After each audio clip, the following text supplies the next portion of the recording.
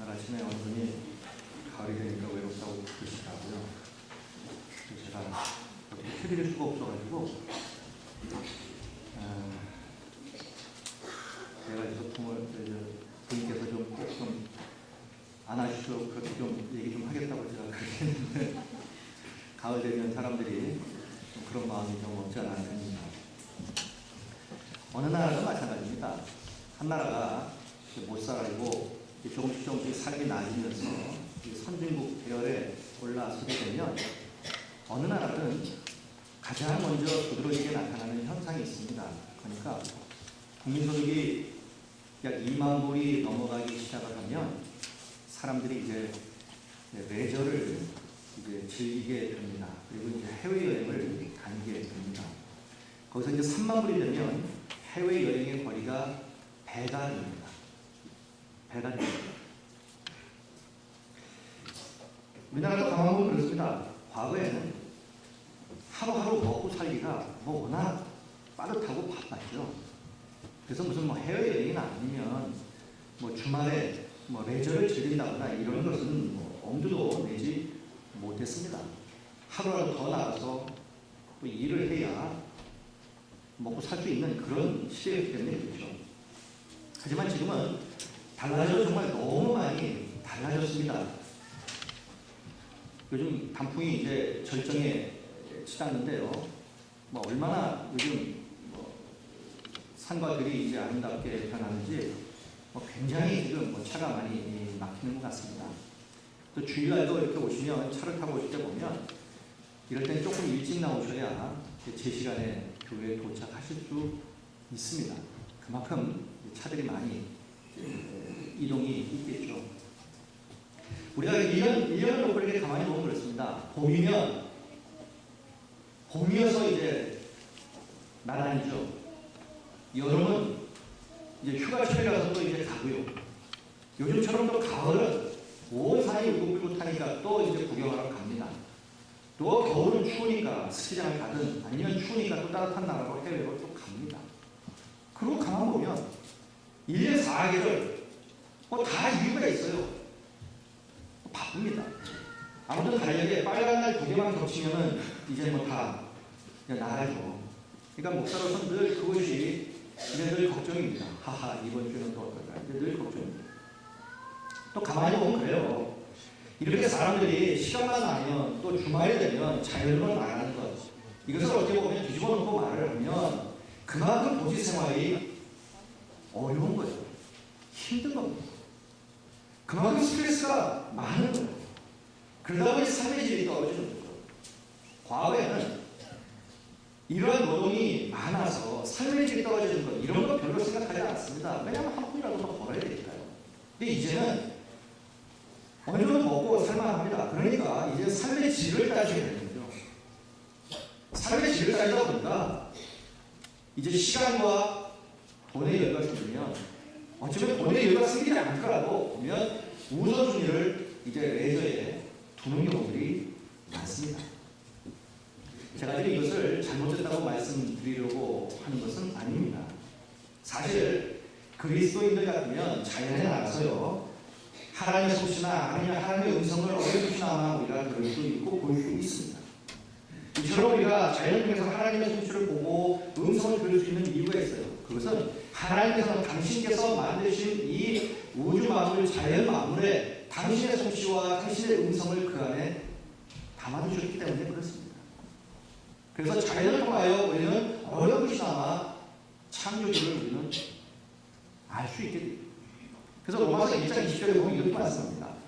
장서부터 그에 보이지 아니하는 것들 곧 그의 영원하신 능력과 신성이 그에 만드신 만물에 분명히 보여 알려졌다. 무슨 말입니까? 하나님의 능력과 신성이 하나님께서 창조하신 이 자연에 잘 나타나 있다 이 말입니다. 이처럼 자연을 통해서 알게 되는 하나님에 관한 것들 이것을 신학적으로는 우리가 자연계시 이렇게 말을 합니다. 아니 이게 아니라 초대교회 시대 이후부터 많은 사람들이 하나님의 음성을 듣기 위해서 도시를 떠나서 이제 자연으로 들어가는 사람들이 굉장히 많았습니다. 역사적으로 보면 사막으로도 들어가고요. 뭐 그랬습니다. 그래서 이 사막에 들어가서 혼자 하나님의 음성을 들으려고 했던 이 사람들을 이제 사막의 은자 이렇게도 얘기를 했습니다. 이 사람들이 이제 혼자 하기도 하고 또 때로는 여럿이서 모여서 하기도 했습니다. 이것이 이제 시대가 지나가면서 이렇게 하나님의 음성을 자연 속에서 듣기를 원하는 사람들이 이제 모여지기 시작했는데 이 사람들이 모여서 만든 것이 이제 또 수도원이 됐고요. 그래서 수도원을 중심으로 해서 또 중세교회는 또 영적으로 발전해 나가기 시작하기로 했습니다. 그런데 제가 오늘 이 시간에 드리고자 하는 말씀은 우리도 그러면 자연으로 돌아갑시다 이 말씀을 하려고 하는 것은 아닙니다. 오히려 그 다음 이야기를 하고자 하려고 합니다. 그것은 우리가 단지 자연에서 하나님을 찾는 것이 아니죠. 여기저기 우리가 자연을 찾아서 자연을 다니면서 하나님의 솜씨가 좋구나, 하나님께서 창조해 줬구나, 이것만 우리가 깨달으려고 하는 것이 아니라 한 걸음 더 나가서 하나님의 말씀으로 들어가서 말씀을 통하여 그 하나님을 보다 깊게 만나기를 소원하는 마음으로 오늘 제가 이 말씀을 드리는 겁니다. 그 이유는 가장 분명하고 그리고 가장 뚜렷한 하나님의 모습, 가장 분명한 하나님의 뜻, 우리를 향한 하나님의 인도하심, 이것이 바로 하나님의 말씀을 통해서만 우리에게 주어지기 때문입니다. 앞에서 자연계시를 제가 말씀드렸습니다만 어디까지나 자연계시는 한계가 있습니다. 그래서 자연계시만으로는 하나님을 보다 더 깊게 알아갈 수 없는 거예요. 여러분, 웅장한 산을 하루 종일 쳐다본다고 해서 하나님의 구원의 그 진리를 깨달을 수 있겠습니까? 없는 거죠. 하나님 아들 예수 그리스도께서 십자가 지심으로 우리의 죄를 다 씻었다는 이 대속의 은총을, 이 진리를 우리가 산속에서 산행하면서 저절로 알아지는 게 아니라 우리 예수님께서 부활하심으로 우리가 영원한 생명을 누리게 된다는 것, 우리가 산만 쳐다본다고 해서 저절로 깨달는 것이 아닙니다. 몇날며칠을 히말라야 산을 우리가 등정한다고 해서 알아지는 것도 아니고요, 백두산이든 한라산이든 천막을 치고 몇 날을 살아도 알아지는 게 아닙니다. 그 드넓은 태평양 바다를 우리가 1년 내내 우리가 항해한다고 해도 이 구원의 진리를 우리가 알고 저절로 알 수 있는 것은 아닙니다.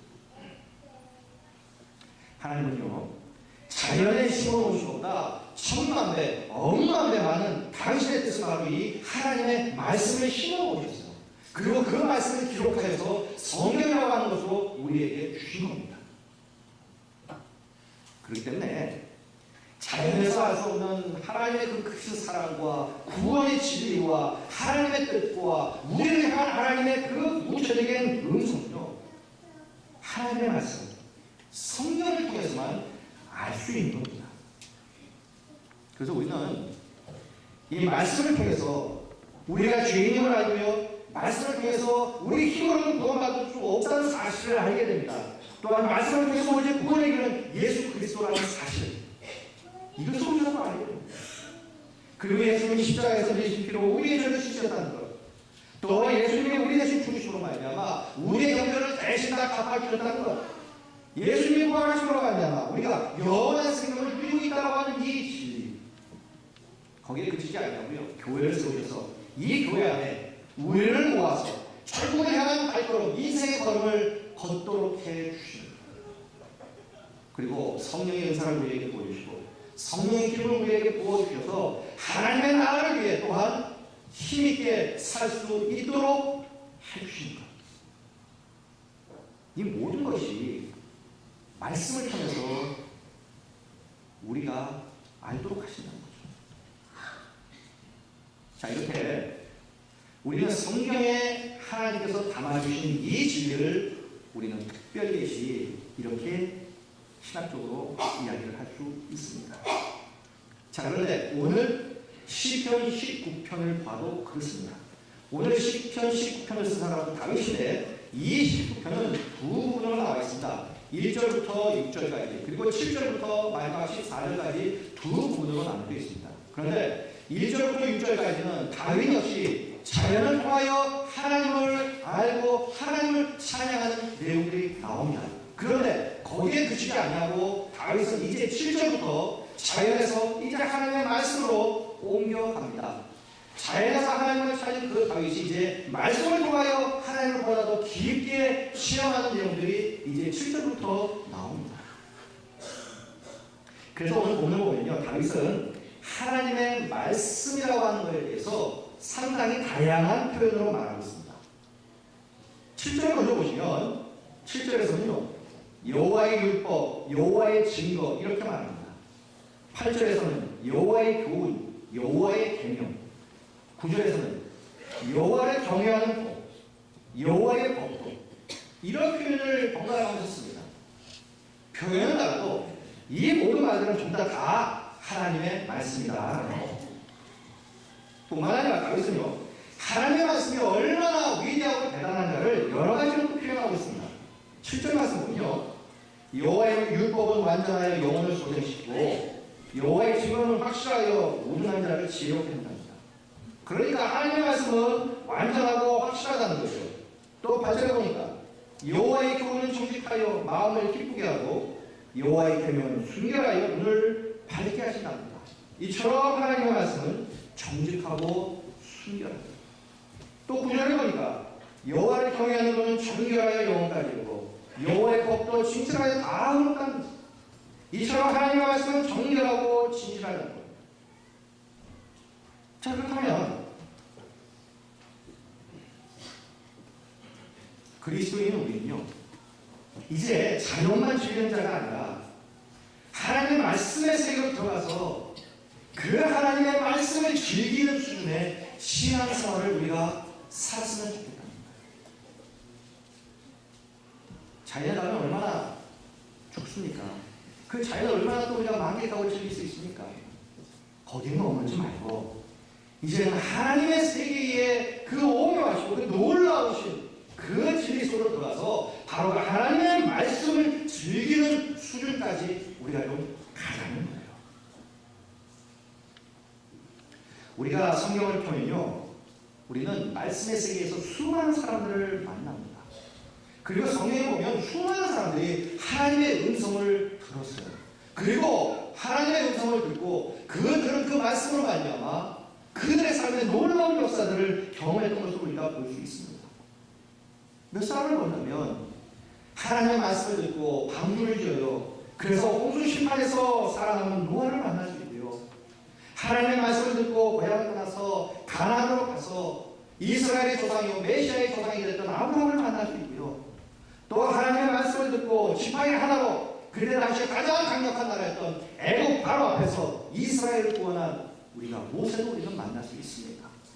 뿐만 아니라 하나님의 말씀을 듣고요, 아합과 이스라엘의 우상 선지자들과 맞서서 여호와 하나님만이 참신이라고 증거해 보였던 엘리야를 만날 수 있고요, 하나님의 말씀을 듣고 배와 불을 버려두고 이제 예수의 제자가 되기 위해서 예수를 따라갔던 베드로, 요한, 안드레, 야고보 이런 사람들과 만날 수 있고요, 또 하나님의 말씀을 듣고 자기네 삶을 온전히 복음에 맞춰서 땅끝까지 복음을 증거하며 살다가 하나님의 부르심을 받았던 수많은 믿음의 사람들 또한 우리가 만날 수 있습니다.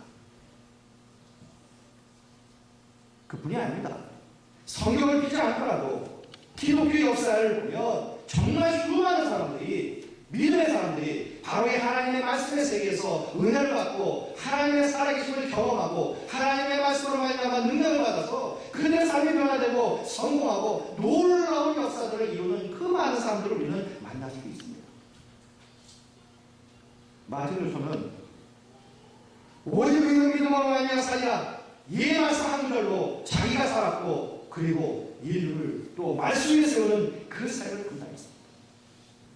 뿐만 아니라 링컨 대통령은 평생 이 말씀 한 구절로 살아서 그는 정말로 미국에서도 첫 번째로 손꼽히는 대통령이 되었어요. 주의 말씀은 내 발에 들며 내 길의 빛이다.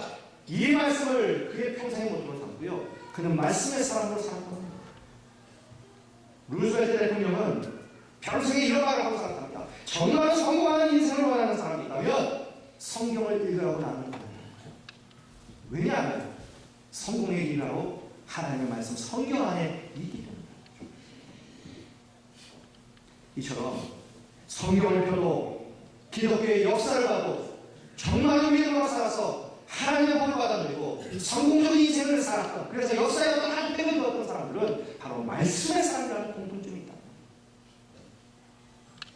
자, 그렇다면 이제 우리 역시 성경으로 돌아가서요, 하나님의 더 분명한 모습을 만나고요, 나를 향한 하나님의 뜻과 길과 인도하심이 무엇인지 알고자 하나님의 말씀을 보다 더 부지런히 듣고요, 보다 더 부지런히 듣고요, 보다 더 말씀 속으로 더 깊이 우리는 들어가야 합니다. 오늘 보면 다윗은요, 하나님의 말씀을 이렇게 표현합니다. 어떻게 표현하냐면, 소이굴보다 더 하나님은 달다, 이렇게 표현합니다.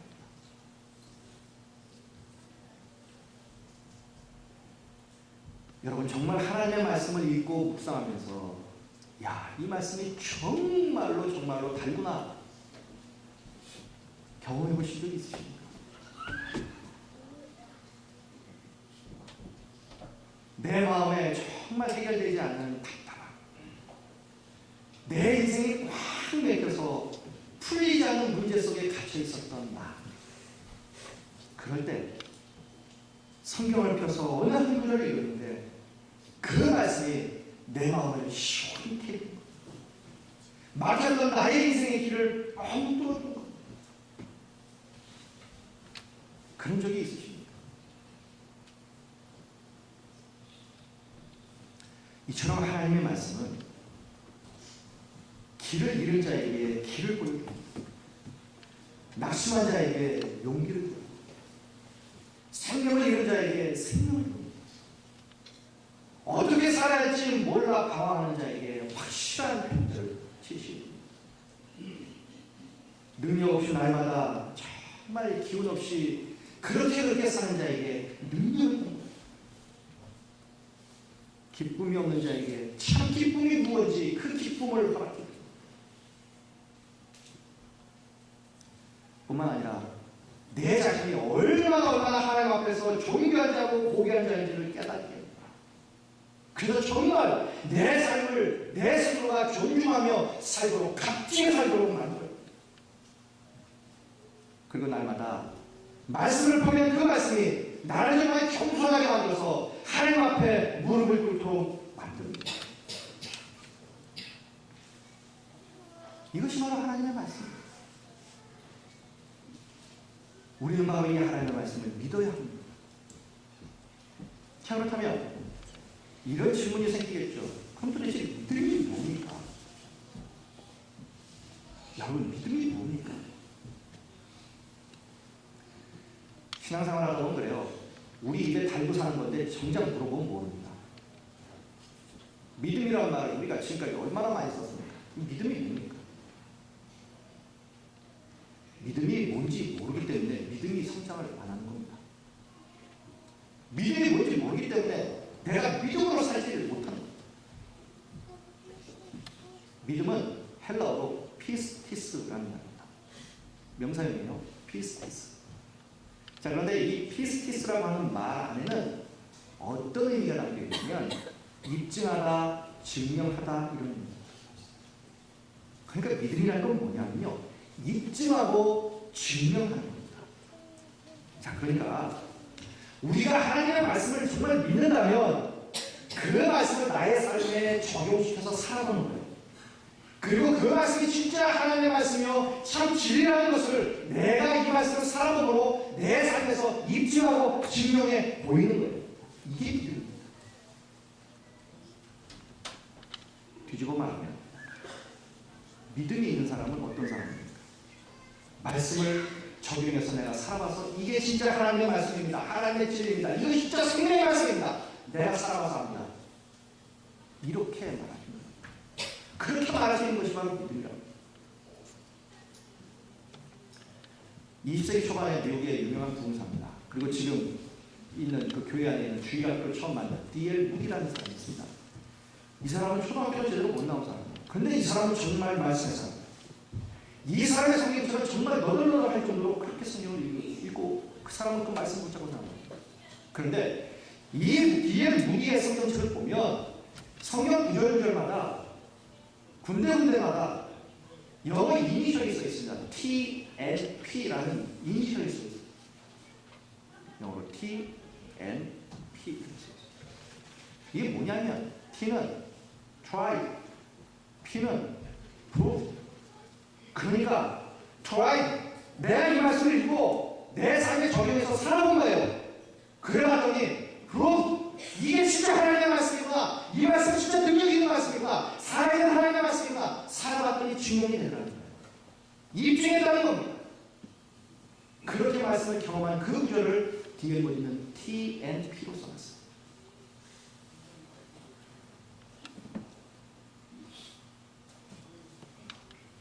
이것이 믿음입니다. 하나님의 말씀대로 뒤에 보이는 실천했어요. 그리고 그 말씀이 진짜 하나님의 능력의 말씀임을 그의 삶에서 증명해 보였어요. 자기가 직접 경험을 한 거예요. 그러니까 세상이 두쪽이라도 그 말씀은 하나님의 말씀이고 그는 믿어요. 그 역사가 일어났기 때문입니다. 그것을 경험해왔기 때문입니다. 만약에 우리가 창세기 1장 1절부터 마지막 요한일서 21장까지 끝까지 보게 있는다면 과연 우리의 성경책에는 TNP 이것을 과연 우리가 몇 번이나 쓸 수 있을까요?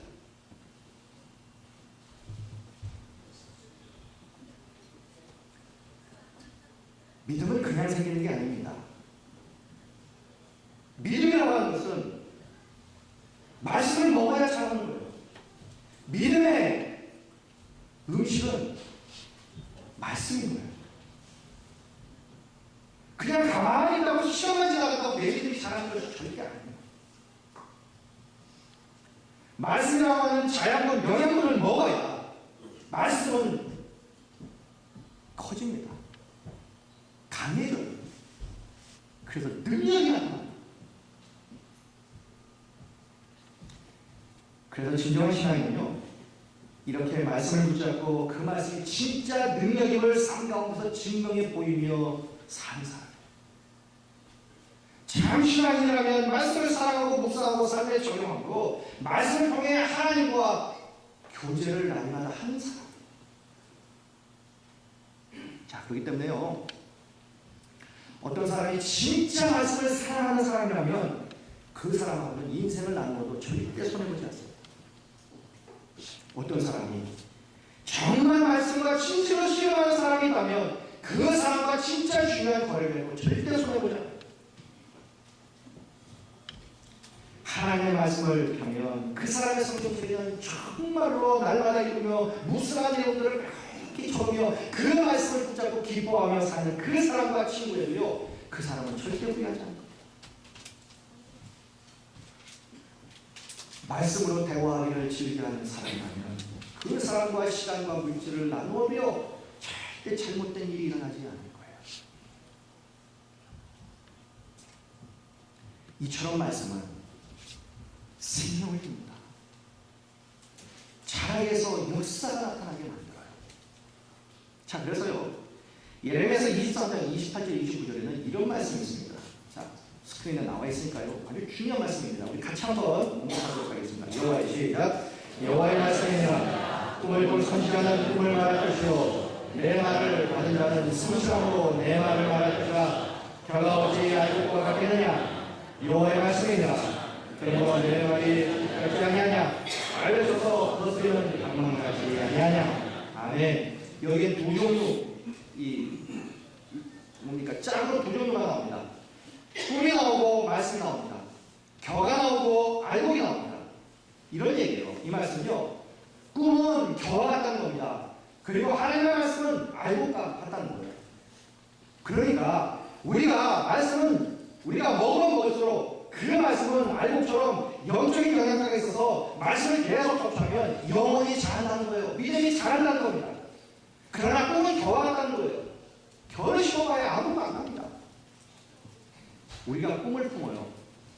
그런데 이 꿈이 자라서 열매가 맺어지면 말씀이라고 하는 이것이 들어가야 꿈이 알곡이 될 수 있다는 얘기예요.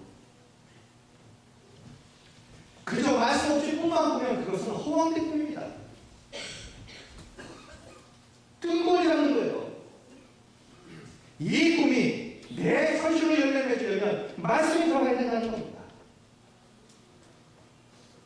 말씀이 알고 생명이기 때문입니다. 다윈 역시 바로 이 진리를 깨달았고, 다윈 역시 그래서 이게 하나님의 말씀을 부지런히 읽었어요. 그래서 그가 14절에서 이렇게 말할 수 있게 됩니다. 나의 반석이시요 나의 구속자이신 여호와여, 내 입의 말과 마음의 묵상이 주님 앞에 연락되기를 원합니다. 여기서 말과 묵상이 주님께 연락된다. 이 말의 의미는 이거예요. 내가 하나님 앞에 기도하면 내 기도가 하나님 앞에 응답이 된다, 이 말인 거예요. 그러니까 시편 19편에서 다윗은 기도가 응답받는 비결을 우리에게 말합니다. 그것이 뭐냐면 말씀을 먹고 기도하는 사람이 그 기도가 하나님 앞에 응답이 된다는 거예요. 그러니까 다시 말씀드리면 응답받는 기도는 뭐냐면 하나님의 말씀을 먹고 하는 기도가 하나님 앞에 응답이 된다는 얘기입니다. 그러고 보면 말씀과 기도는 우리의 신앙생활과 우리의 삶에 가장 머릿돈인 거예요. 모판입니다. 말씀과 기도 없이 신앙생활을 한다는 것은 이건 불가능한 일이에요. 그리스도인이 말씀과 기도 없이 신앙의 삶을 산다는 것, 이것 또한 불가능한 일입니다. 그것이 머릿돌이고 그것이 모판이기 때문에. 그래서 말씀과 기도는 마차 양쪽 바퀴와 똑같아요. 양쪽 바퀴가 다 달려있어야 그 마차는 앞으로 전진을 합니다. 바퀴 하나만 빠지면요, 그 자리에서 뱅뱅 돌아요. 내 인생이 앞으로 전진하지 못하는 거예요. 무언가 열심히 하긴 하는데 내 인생이 앞으로 나가지 못하는 이유는 둘 중에 뭔가 하나가 없는 거예요. 둘 다 없든 하나가 없든 그런 거예요. 그래서 말씀과 기도는 늘 같이 가야 내 인생이 앞으로 전진을 합니다. 그런데 말씀만 있고 기도가 없다면 이 사람은 머리 신앙입니다. 하나님의 말씀이 그저 지식일 뿐인 겁니다. 아무런 능력이 나타나지 않아요. 왜 하나님의 말씀을 우리가 실천하지 못합니까?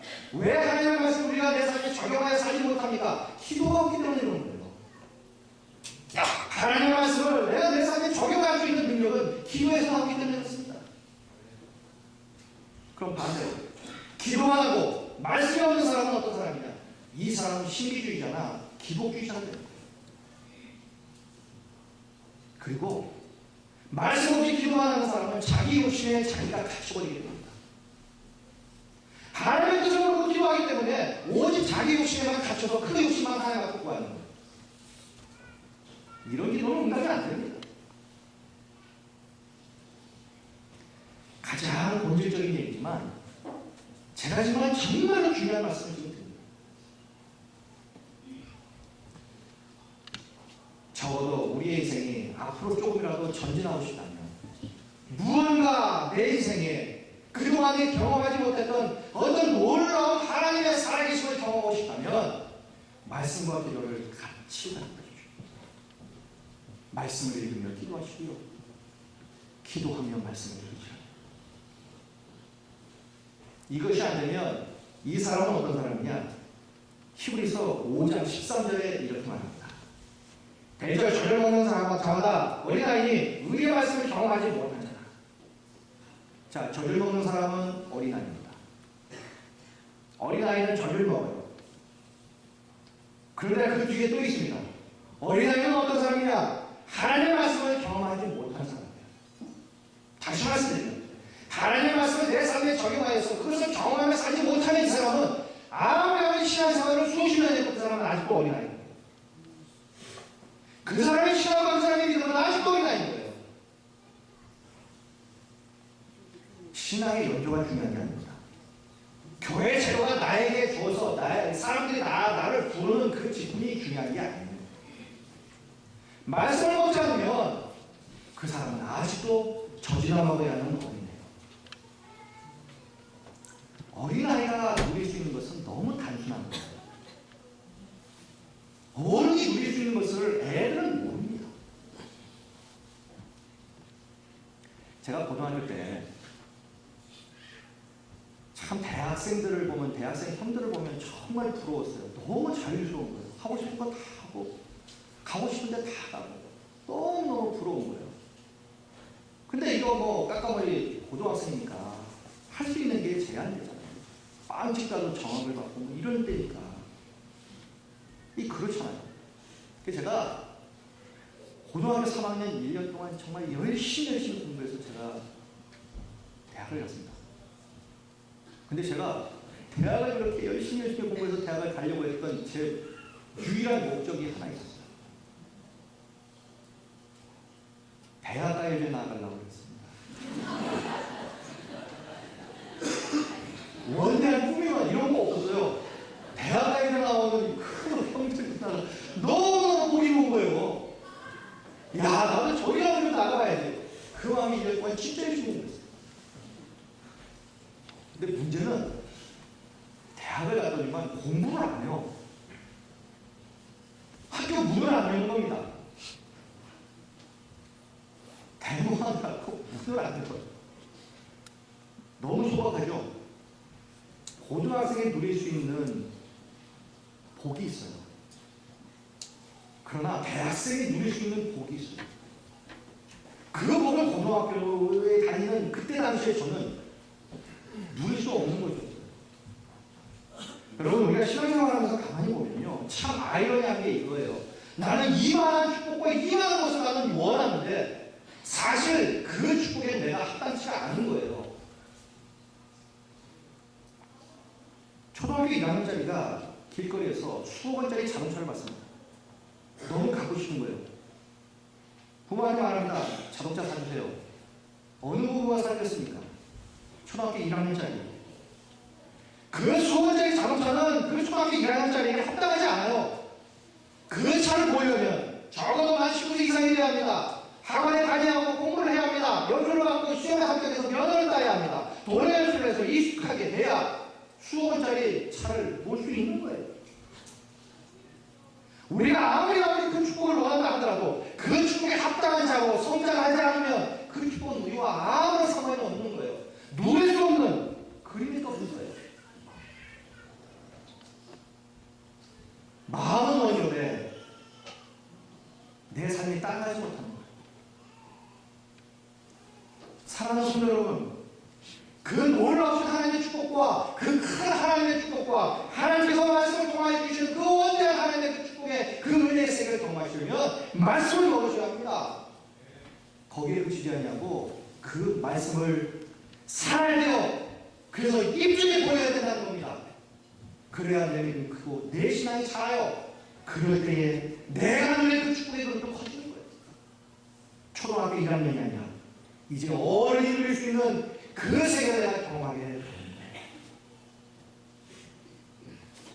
가만히 한번 생각해 보세요. 나 수십 년 동안 신앙생활을 했는데 왜 내 믿음은 아직까지 이거고 나는 아직까지 이거밖에 나는 경험하며 살지 못할까? 여기에 또 이렇게 질문하십시오. 그러면 나는 도대체 말씀을 얼마나 나는 붙잡고 말씀을 나는 살아왔을까? 답이 나오는 거예요. 하나님은 우리에게 말씀하기를 원합니다. 하나님은 나에게 말씀을 하기를 원해요. 다른 그 누구가 아니라 내가 적용하며 살아야 합니다.